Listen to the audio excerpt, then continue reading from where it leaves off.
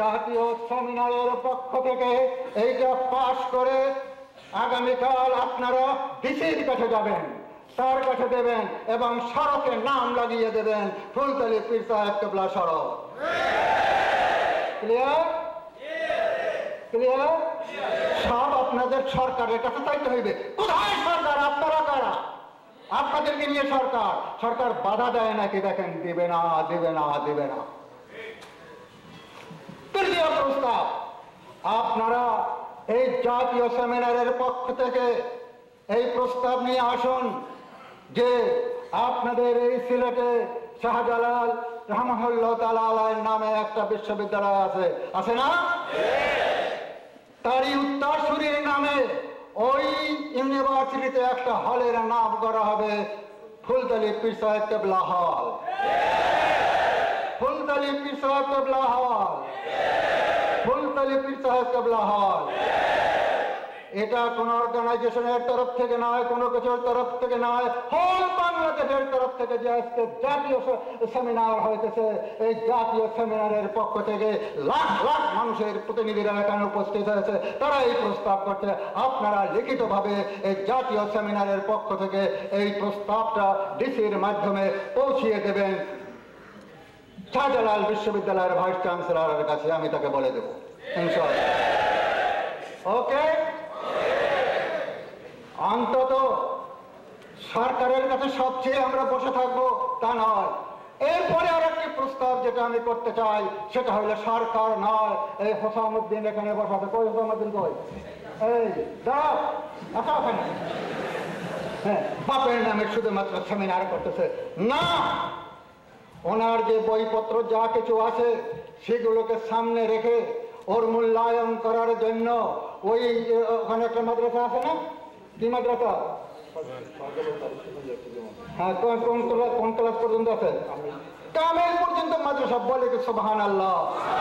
হ্যাঁ, সেখানে ওনার যা লেখা বইপত্র আছে ওইগুলো রিসার্চ করার জন্য এখানে যে রইসুদ্দিন প্রস্তাব প্রতিষ্ঠা করা হোক। এর জন্য যা কিছু দরকার হবে, ওনার গর্বিদা, ওনার ভক্ত যারা আছেন, আপনারা কি প্রস্তুত না? নয়? এর জন্য যা কিছু সাহায্যের প্রয়োজন হবে, আমি বলছি, যদি এই গবেষণার জন্য পৃথিবীর যে কোনো জায়গায় যেতে হয়, তার জন্য যে সহযোগিতার প্রয়োজন হবে, আমি সেখানে প্রস্তুত আছি। অতএব এইটা আগামীকাল থেকে তুমি ওখানে যে যাদেরকে নিয়ে সম্ভব, এই যে দ্বিতীয় নম্বরের প্রস্তাবটা এখানে আছে, 1 নম্বরের প্রস্তাব যে আল্লামা ফুলতলি রাহিমাহুল্লাহ গবেষণা কেন্দ্র ও একাডেমি এইটা প্রতিষ্ঠা করবে। কোথায়? ওনার বাড়িতে, ওনার মাজার যেখানে আছে সেখানে। ক্লিয়ার? বাস, এইগুলো হলো। বাকি যেগুলো হলো ইনশাআল্লাহ সেগুলো আমরা ধীরে ধীরে করবো। কি বলেন? আমি আর সময় বাড়াতে চাই না, আমি আর সময় বাড়াতে চাই না। আমি বলতে চাই, এই লোকটিকে আমি বহু কাছে থেকে দেখেছি। ওই 74-এর সেই দিনের ঘটনা, সেদিনের ঘটনা। সেই দিন এইখানে এই সিলেটের যে লোকরা উপস্থিত হয়েছিল তারা সাক্ষী দেবে। আমি সেদিন বলেছিলাম যে আমি আমার এক জায়গায় আজকে এসেছি যে এইখানের লোকরা যে খেদমত এখানে করেছে দেশের জন্য, এই শাহজালালের নেতৃত্বে আর কেউ করেনি। তাই তার কবর এখানে। আমি মনে করি আমার আওয়াজ তার কবরে পৌঁছে যাচ্ছে। আমি বলতে চাই, আমি বলতে চাই, আমি বলতে চাই, লা তাআতা লিমাখলুকিন ফি মাসিয়াতিল খালিক। এই হাদিসটা সেদিন আমি আওড়াইছিলাম এবং ফুলতলির পীর সাহেব কেবলা দাঁড়িয়ে উঠে চিৎকার করে বলেছিলেন, আল্লাহু আকবার। কোন মাখলুক বাধ্য নয় আল্লাহর আইনের বিরুদ্ধে কোন আইন তার উপরে চাপিয়ে দিলে সেই আইন মেনে নিতে। এ হলো আল্লাহ রসুলের কথা, লা তাআতা লিমাখলুকিন ফি মাসিয়াতিল খালিক। তাই বলেছিলাম, আমি জন্মগ্রহণ করার পরে আমার এক কানে ইকামত আর এক কানে আযান দেওয়া হয়েছে, তাই নয় কি? আমি, আমার মা, আমার বাপ কোনো আওয়াজ শুনিনি, আমি শুনেছি আল্লাহু আকবার, আল্লাহু আকবার, তাই নয় কি? একটি মুসলমান ঘরের সন্তান জন্মের পরে তার কানে যে আওয়াজটি আছে সে আওয়াজটি হলো আরবি আওয়াজ। আর কুদরতে খোদা কমিশন সেদিনকার যে রিপোর্ট দিয়েছিল তাতে বলা হয়েছিল প্রাইমারিতে কোনো কিছু আরবি টারবি পড়ানো যাবে না, প্রাইমারি শেষ হয়ে গেলে 7 ক্লাস থেকে সেখান থেকে অপশনাল সাবজেক্ট হিসাবে আরবি পড়া যাবে। 6 বছর প্রাইমারি পড়তে আসে আর 6 বছর এখানে পড়লো 12 বছর। আমার একটি সন্তান 12 বছর পর্যন্ত আলেফ বা তা সা কোরআনের সাথে পরিচিত হবে না। এই ছিল কুদরতে খোদা কমিশনের রিপোর্ট। আমি সেদিনকার ওই কথা বলায় ফুলতলি পীর সাহেব কাবলা সেদিন সেটাকে জোরে সমর্থন দিয়েছিলেন যে ওই দিনকার যে লাখো লাখো মানুষ ওখানে উপস্থিত হয়েছিল, 1 ঘন্টার বেশি সেখানে তারা আল্লাহু আকবার ধ্বনি দিল এবং চলো চলো ঢাকা চলো এই আওয়াজ হলো। আমাকে সেদিনকার ওই সার্কিট হাউসে রাখা হয়েছিল। আমাকে এসে এই এরশাদুল হক ডিসি বলল, এই শুনছো কি, তো তোমাকে তো অ্যারেস্ট করিয়া ফুলতলি পীর সাহেবকে অ্যারেস্ট করিয়ে পাঠাই দিতে বলছে। বলতে দেও পাঠাইয়া, এতে বড় নিয়ামতের কি হতে পারে? হ্যাঁ, তারপর যে না না না, আমি বলছি যে আজকে সিলেটের যে অবস্থা, যদি এর বিরুদ্ধে একটি কথা বলা হয়, আমরা যারা সরকারি অফিসারটা বৈসার আছি, পুলিশ টুলিশ আছে এবং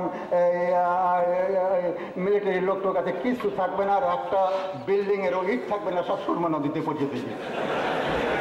এরশাদুল হক দিয়েছে এই কথা বলছে, বলে যে তারপরে 8 ঘন্টা পরে আবার ফোন করিয়ে বলে যে আচ্ছা ঠিক আছে রাখো, আমরা দেখতেছি। ও ভাই, ওই রাখো দেখতেছি 74-এ যা বলা হলো আজ পর্যন্ত সেই অবস্থায় রয়েছে। কুদরতে খোদা কমিশন রিপোর্ট কার্যকারী হয় নাই। আপনারা সেই সিলেট বাসী, এইখান থেকে তা শুরু হয়েছিল। ইনশাআল্লাহ জাতীয় দুর্যোগে ইসলামের জন্য যখনই প্রয়োজন হবে আপনারা এগিয়ে আসবেন, আমি বিশ্বাস করি। অতএব আমার আর সময় নাই, বুঝছেন? ওই রইসুদ্দিন বলছে যদি প্রয়োজন হয় আমরা আরো বেশি করে করব। ফুলতলি হুজুরের নামে আবারও যদি কোনো এরকম অনুষ্ঠান করেন জাতীয় পর্যায়ে, আমি বলছি আল্লাহ যদি আমাকে স্বাস্থ্য ভালো রাখে, একটাই শর্ত, ইনশাআল্লাহ আমি আপনাদের খেদমতে উপস্থিত হইতে চেষ্টা করব। আপনারা মনে রাখবেন, আমার এখানে এই একটা চিঠিপত্র আছে, এখানে লেখা হয়েছে যে প্রধান অতিথি। আমি বারবার নিষেধ করেছি, না না না না না, ফুলতলি হুজুরের নামে যে অনুষ্ঠান করা হইতেছে ওখানে প্রধান অতিথি দূরের কথা, অতিথি নয়, প্রধান খাদেম হিসেবে আমি উপস্থিত হব। এরা লেখছে প্রধান অতিথি, আমি অতিথি নই, আমি আপনাদেরই একজন।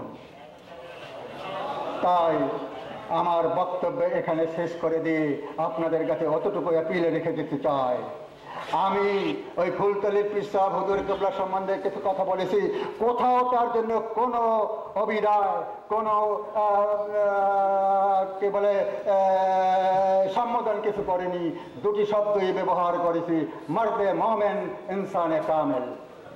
আমি মনে করি ফুলতলি পীর সাহেব একজন মর্দে মোমেন ছিলেন, একজন ইনসানে কামেল ছিলেন, একজন।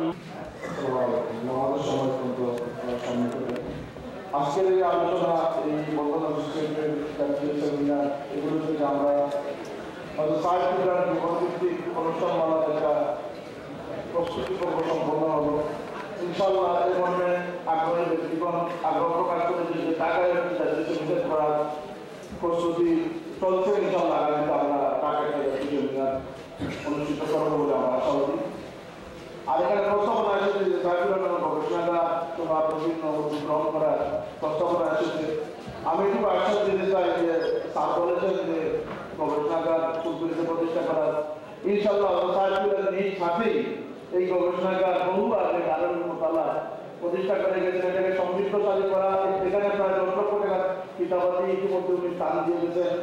এই আলিম ওলামারা এখানে গিয়ে টাকার জন্য তিনি জমি অক্ষত রেখেছেন।